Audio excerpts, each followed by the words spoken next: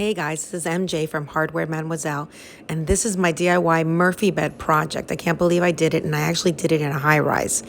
And if I can do it, you can do it. So, hope you like it. I have the plans on sale at Etsy, so you can follow the video and see if you can follow along. The next couple of things is the guide that I have where I bought most of the supplies and a lot of the power tools that I have. I'm sure you guys can find that out easily at Home Depot. So these were the 4 panels that I put together to make the shell. The shell is what holds the bed together on the wall.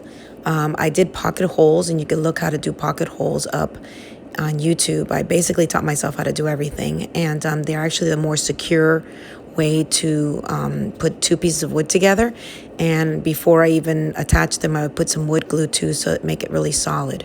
And this shell is for a twin bed, but you could change the specs of the plan to match a full or a king. Right now, I'm using a nail gun, which is the fastest way to do it. You could use a nail and hammer, but the nail gun is pretty much a lifesaver, and I just basically secured everything after I did the pocket holes with the screws. I just secured that and the backing that's going to actually go against the wall, because you want to secure it to the wall as well on the studs, so that when you lower and raise the bed doesn't get stuck or anything, or pull the make sure you find the studs, because you definitely want it to be attached as best as possible. And after you attach it to the wall, you want to secure the bottom, which is actually going to hold the bed frame to the floor. So you want those things to be as sturdy as possible. Here I started creating the bed frame, and I did the same thing with pocket hole screws, and I attached it to each of those bars that are cut.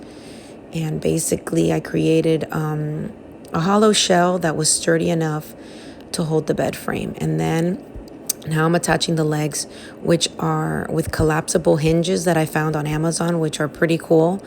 And I did 6 of them so that the bed can hold sturdy while you're laying on it. And here you go. This is how it works. It's amazing. And now I'm going to attach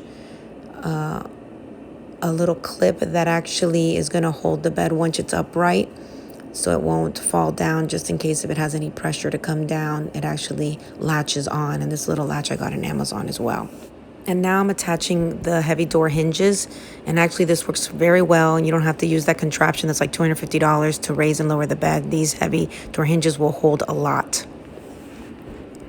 Okay, so this step is something extra. These are actually foam ceiling tiles that I did a project in my house for the ceiling to soundproof it. And actually I had some extra tiles, and I thought it would look nice when you raise the bed up that you see these tiles instead of just seeing a hollow side of the bed. And don't mind my dog, he loves to supervise everything I do, so he's in every footage back and forth. And this is what it looks like after they're installed. Okay, so here you have it finished with the legs down, so I could put the doors on. And when you want to put the bed down, you lift the legs up and you bring it down with this handle that I attached, but you could put any kind of handle, but you do need something to bring it down. These are now the door panels that I created. I used the same ceiling tiles, and then I cut some molding that I'm going to attach to it so I can make it very decorative. I like everything that looks very kind of old world, antique-y like. So I'm using chalk paint, and I'm going to put a creme wax and basically age it so it looks very vintage like, and that's kind of the style I like, but you could do it any style you want basically. And here I'm still cutting some of the moldings with the miter saw, but you could actually cut it with a regular box cutter that does miter cuts that you can get on Amazon if you don't have a miter cutter. And here is the finished product before we paint it. You can see there's black hinges, and now I'm going to chalk paint it all the way through. And then after I chalk paint it, you'll see that I'm going to put an aging, like a cream wax, that actually creates like an old world feel to the product to make it look like it's antique.